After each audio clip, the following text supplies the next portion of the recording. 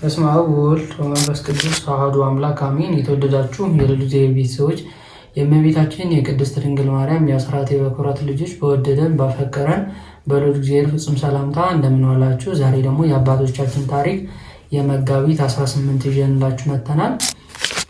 መጀመሪያ ላይ ካርጋችሁ ጀምሩ። ከወደዳችሁ ደግሞ ሰብስክራይብ በማድረግ የዚህ ቻናል ቤተሰብ መሆን ትችላላችሁ። እንግዲህ ቤተሰቦቼ ስንክሳር መጽሐፍ አለን፣ ነገር ግን አልመች ስላለኝ በታብሌት ነው የማነበው። በዚህ ነው የምንጠቀመው። ለእናንተ ክብር ሲባል ለመጽሐፉን ያሳየኋችሁ። ቀጥታ ወደ ዕለቱ ታሪክ እንገባለን። በውስጡ የቅዳሴ ክፍሎች፣ የሰራዊት ክፍል እና የምስባክ ክፍል ይኖረዋል። አስቀምጥላችኋለሁ። ነገ የሚቀደሰው ቅዳሴ ወልደ ነጎድጓድ ዮሐንስ ወልደ ነጎድጓድ የእሱ ቅዳሴ ነው የሚቀደሰው። ቀጥታ ወደ ዕለቱ ታሪክ እንገባለን። አንድ አምላክ በሆነ በአብ በወልድ በመንፈስ ቅዱስ ስም መጋቢት 18 በዚች ቀን የሰማዕቱ ቅዱስ ጻናና ጓደኛው የከበረ ኤስድሮስ በሰማዕትነት አረፈ። ጻና ግን ፋርማ በሚባል ሀገር ለአገረ ገዡ ከጦር ሰራዊት ውስጥ ወታደር ነበር። እርሱም ከደቅሲያ ሰዎች ወገን ነው። ከበግ ፀጉር ልብሶችን ለሚሰራ ለኤስድሮስ ወዳጁ ነው። ሁለቱ ሰርቶ ከሚያገኙት ለድሆች እና ለችግረኞች ይመጸውታሉ። በአንዱ ሌሊትም ከእርሷ ጋር አክሊሎች ያሉ ድንግል ሴት በራሳቸው ላይ ስታኖር ሁለት ራእይን አዩ። ከእንቅልፋቸው በነቁ ጊዜ ያዩትን እንዴት እንዳዩ ተናገሩ። ምስክሮቹ ሊሆኑ የጠራቸው እግዚአብሔር እንደሆነ አወቁ። እጅግ ደስ አላቸው። ከዚያም ተነስተው ሄደው ወደ መኮንን ደረሱ። ቅዱስ ጻናም ትጥቁን ፈቶ በመኮንን ፊት ጣለው። ሁለቱም በጌታችን በኢየሱስ ክርስቶስ ማመናቸው ገለጡ። መኮንኑ ነገራቸውን ሰምቶ አሰረው። መኮንኑም ነገራቸውን ሰምቶ አስረው ይደበድባቸው ዘንድ አዘዘ። እግዚአብሔርን መልአኩን ልኮ አዳናቸው። ከዚያም በኋላ መኮንኑ ወደ እስክንድርያ ቅዱስ ጻናን ላከው።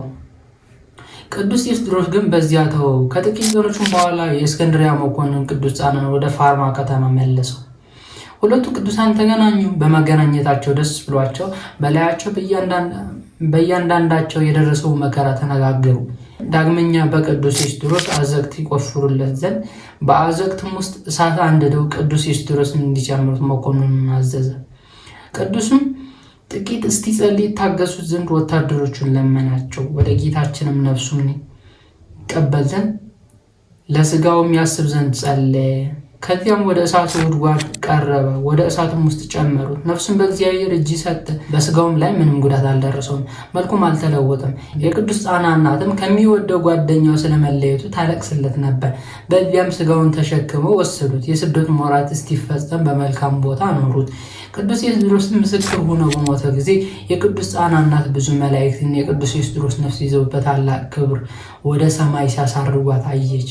እግዚአብሔርም ሁላችን የክርስቲያን ወገኖች በጸሎት ይማረን ለዘላለሙ አሜን። ሰላም ለኤስድሮስ ምነሴተ ጸምር ግብረ እዱ ዘዩ ምጽዋተ ለእለ ፈቀዱ ምንዳቢያተ ፈጺሞ ወኮነናተ ለለአሃዱ በዕለተ ውይ ለአዘግተ እሳት በነዱ መላእክት ነፍሶ በስብሐት ወሰዱ። ጌታ ሆይ ከብልጽግናቸው ብዛት የተነሳ ብዙ መባ ካገቡት ይልቅ የዳዊቱን አነስተኛ መባ እንደተቀበል ለሁልጊዜ የሚያገለግሉ አእላፍ መላእክትን እያሳሰቡ በችግር ጊዜ የማቀርብልህ ምስጋና ተቀበል። እናንተም ቅዱሳን ነቢያት፣ የወንጌል ሰባኪያን ሐዋርያት፣ ሰማዕታትና ጻድቃን፣ ትጉሃን መላእክት፣ ፍጹማን ደናግል እንዲሁም ደጋጎች መነኮሳት ሆይ ልጅ አዋቂ ሳይለይ የምንሰበሰብበት የጉባኤ ቦታ ባርኩ።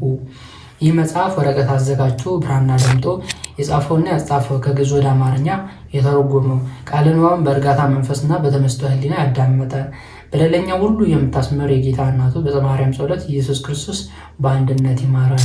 ከአባቶቻችን በረከታቸው ረድኤታቸው አማላጅነታቸው ያሳድርብን። የአባቶቻችን ታሪክ የመጋቢት 18 ይህንን ይመስላል። የቅዳሴ ክፍሎቹ ደግሞ ቀጥለን አሁን የምስባክ ክፍል እንላለን። መጀመሪያ ላይክ አድርጉ። ከወደዳችሁት ደግሞ ሰብስክራይብ በማድረግ እዚህ ቻናል ቤተሰብ መሆን ትችላላችሁ። የዕለቱ ምስባክ የመዝሙረ ዳዊት 118 ቁጥር 1 እስከ 2 ያለውን ኃይለ ቃል ብፁዓን እለ ንጹሐን በፍኖቶሙ የሚለውን የምንለው የነገው የሚነበበው ወንጌል ደግሞ ሉቃስ ወንጌል ምዕራፍ 18 ከቁጥር 18 እስከ 23 ያለው ነው። ቅዳሴ የሚቀደሰው ደግሞ ወልደ ነጎድጓድ ነው። ቀጥታ ወደ ምስዋኩ እንሄዳለን።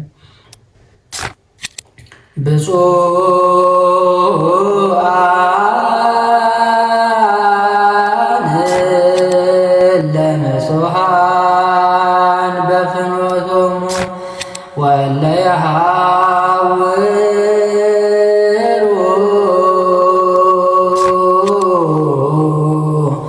በገ እግዚአብሔር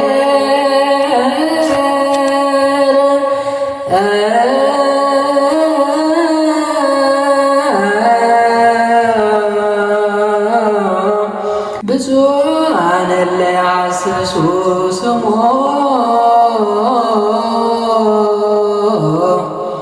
ቀጥሎ ደግሞ የሰራዊት ክፍሉ የዮሐንስ ወልደ ነጎድጓድ ስለሆነ ሰራዊቱን እንላለን።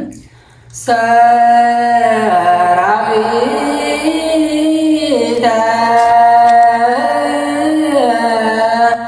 መላእክት ለመድኃኔ ዓለም ቀውሙ ቅድሜሁ ለመድኃኔ ዓለም ወይትየልልዎ ለመድኃኔ ሥጋሁ ወደሙ ለመድኃኔ ዓለም ወንብፃ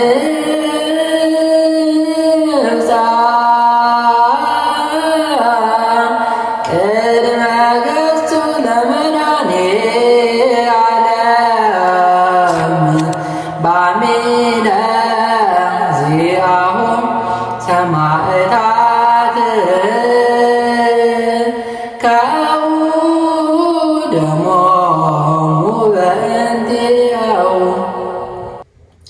ሰራዊቱ ይህን ይመስላል። ነገር ግን አሁን ለምሳሌ ይህንን ግዕዝ ስለሆነ ወልደ ነጎድጓድ እና ሰለስቱ ምዕት ግዕዝ ሲሆን ተመሳሳይ ናቸው። መጨረሻው ላይ የሰማዕታት ከሆነ ወይም ደግሞ የወልደ ነጎድጓድ ከሆነ ሰማዕታት ከአሁ ደግሞ በእንቲአሁ ይላል። ሰለስቱ ምዕት ከሆነ ደግሞ ጻድቃን ተጋደሉ በእንቲአሁ። እነሱ ሰለስቱ ምዕት ወይም ደግሞ 318 ሊቃውንት የምንለው ጻድቃን ስለሆኑ። ሌላው በሉቃስ ወንጌል ሲቀደስ መኑ ይመስለከ ነው የሚባለው።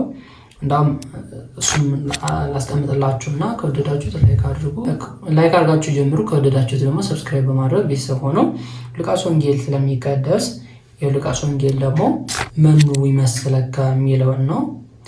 መኑ ይመስለከ እምነ አማልክት እግዚኦ አንተ ውእቱ ዘትገብር መንክረ አርአዮሙ ለሕዝብከ ኃይለከ ወአዳንኮሙ ለሕዝብከ በመዝራዕከ ወርከ ውስተ ሲኦል ወይረግፌዋ እምህየ ወጸጋከ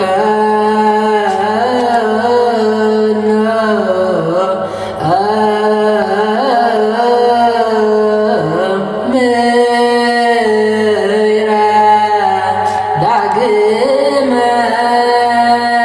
ግዛነ እስመ መጻእከ ወአድኀንከነ በእንተ ዝንቱ ንሴብሐከ ወንጸር ኀቤከ እንዘ ንብል ቡሩክ አንተ እግዚኦ ኢየሱስ ክርስቶስ እስመ መጻእከ ወአዳንከነ። እንግዲህ ይህን ይመስላል የቅዳሴው የነገ ቅዳሴ የሚቀደሰው በሉቃስ ወንጌል ሲሆን መኑ ይመስለከ፣ ማቴዎስ ሲሆን ደግሞ ነአምን ኀበ፣ ዮሐንስ ሲሆን ደግሞ ቀዳሚሁ፣ ማርቆስ ወንጌል ሲሆን ደግሞ እሉ ኪሩቤል ይባላል። በአራት ወንጌል ያለው ልዩነት ይህንን ነው። እዝል ሲሆን ተፈሳይኩ ይባላል። ግዕዝ ሲሆን ደግሞ በወንጌል መራሕከነ ይባላል።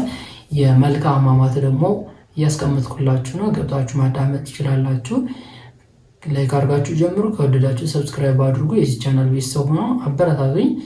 መልካም በዓል ይሁንላችሁ።